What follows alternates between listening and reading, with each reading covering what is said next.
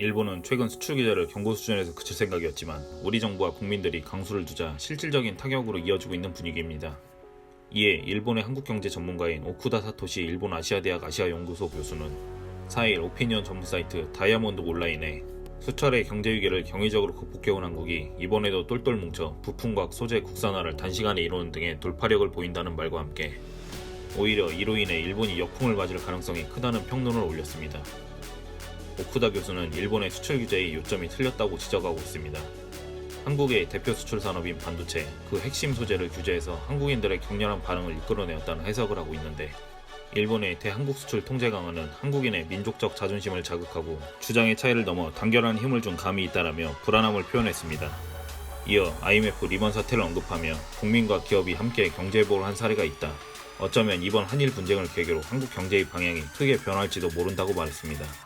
그는 지난 4월 세계무역기구 상소기구에서 일본은 한국과 후쿠시마산 수산물 수입을 놓고 겨루다 결국 역전패했다면서 위안부 문제 또한 한국 시민단체의 적극적인 노력으로 일본은 국제 여론에서 열세에 놓여있다고 진단했습니다.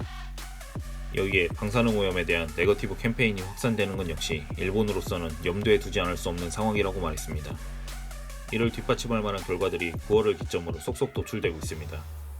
한일 관계가 악화되면서 한국인 여행객들이 동남아로 발길을 돌리고 있다고 일본 언론이 보도했습니다. 니혼게이자이 신문은 5일 올 상반기 동남아 주요 6개국을 찾는 한국인 여행객들이 지난해 대비 20% 늘었다면서 다가오는 추석 연휴에도 한국인들의 여행지가 일본에서 동남아로 바뀌고 있다고 보도했습니다.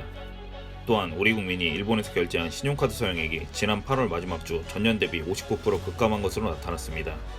일본 불매운동과 여행거부 움직임이 갈수록 확산되면서 현지에서 사용한 신용카드 결제액도 크게 줄어든 것으로 분석된다고 카드 업계는 밝혔습니다.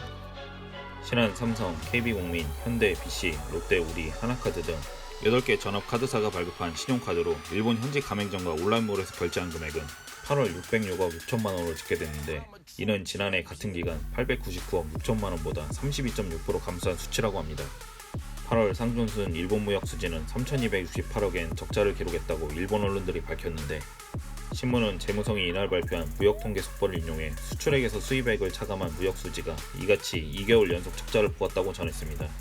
지난해 동기에 무역 적자 3,571억 원에 비해서는 303억엔 8.5% 감소한 수치라고 합니다. 8월 상준순 수출액은 전년 동기 대비 11.5% 감소한 3조 5,822억엔, 수입의 경우 11.2% 줄어든 3조 9,090억엔으로 각각 집계됐습니다. 양국 간 관계 개선을 위해 일본이 이성적인 판단이 더욱더 요구되는 시점으로 보입니다.